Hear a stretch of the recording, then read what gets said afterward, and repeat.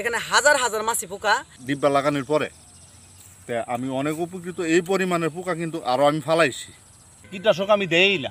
আসসালামু আলাইকুম প্রিয় দর্শক, আমার হাতে দেখতে পাচ্ছেন একটি ডিব্বা বা একটি কৌটা, যেটিতে হচ্ছে চারপাশ দিয়ে এরকম মুখ দেওয়া আছে। তো এই যে একটা ডিব্বা বা কৌটা যেটা বলেন, তো এটা হচ্ছে একটি ফেরোমন ফাঁদ। কুমড়া জাতীয় ফসলের সবচেয়ে বড় শত্রু হচ্ছে মাছি পোকা, আর এই মাছি পোকা দমনের কার্যকারী এবং অত্যাধুনিক একটি প্রযুক্তি হচ্ছে এই ফেরোমন ফাঁদ। স্মার্ট কৃষক ভাইটি উনি কিন্তু ওনার জমিতে এইগুলো স্থাপন করেছে। হাজার হাজার মাছি পোকা, এখানে কিন্তু এই মাছি পোকাগুলো ধরা পড়েছে। তো এই যে মাছি পোকাগুলো ধরা পড়েছে এবং এই যে আরও তো মনে অনেকগুলো ফেলেছেন, তো এটা কিভাবে কাজ করে আসুন জেনে নেই। ফেরোমন ফাঁদের যে ভিতরে একটি লেয়ার দেখতে পাচ্ছেন আপনারা, এই যে এখানে ঝুলতেছে, এটা মূলত মূল জিনিসটা। এটা হচ্ছে স্ত্রী পোকার যে হরমোন আছে সেটি এখানে রাখা আছে এবং এখানে পুরুষ পোকা আকৃষ্ট হয়। পুরুষ যে মাছি পোকা সে মনে করে যে এখানে স্ত্রী পোকা রয়েছে এবং এটা মনে করে সে হচ্ছে আকৃষ্ট হয়ে এদিক দিয়ে ভিতরে প্রবেশ করে এবং প্রবেশ করার পরে কিন্তু সে এটার ভিতরে আটকা পড়ে যায়। এখানে কিন্তু সে খাদ্যের অভাবে মারা যায়।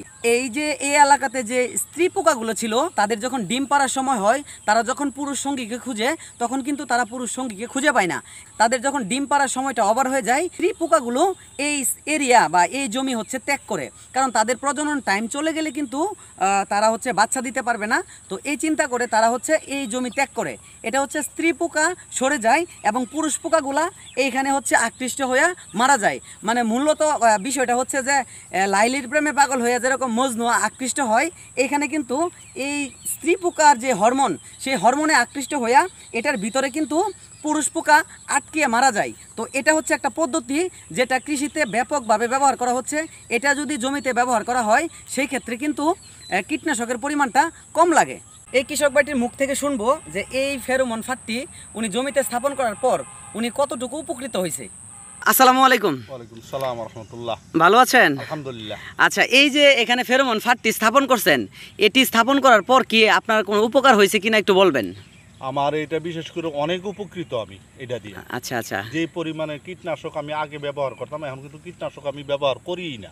আচ্ছা, মূলত একদম করি না। এটা দেওয়ার পরের থেকে আমার এই যে বলার যে প্রতিক্রিয়াটা এটা অনেক কমেই গেছি।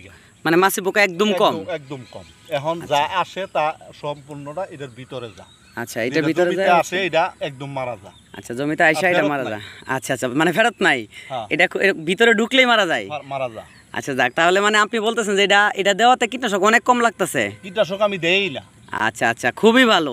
এটা কি সবসময় ব্যবহার করবেন এখন থেকে? এখন থেকে আমি এটাই ব্যবহার করব। আচ্ছা ঠিক আছে, অসংখ্য ধন্যবাদ। কীটনাশক মুক্ত নিরাপদ ফসল উৎপাদনের জন্য আপনারা ফেরোমন ফাঁদ ব্যবহার করতে পারেন। এটি অত্যন্ত কার্যকর একটি পদ্ধতি যার মাধ্যমে ফসলের ক্ষতিকর মাছি পোকা দমন করা যায়। এটা বিভিন্ন ফসলে এবং সবজিতে ব্যবহার করা যায়। বর্তমানে বাজারে পানি সহ এবং পানি ছাড়া দুই ধরনেরই ফেরোমন ফাঁদ রয়েছে। আপনারা যদি ব্যবহার করেন আশা করি আপনারা উপকৃত হবেন।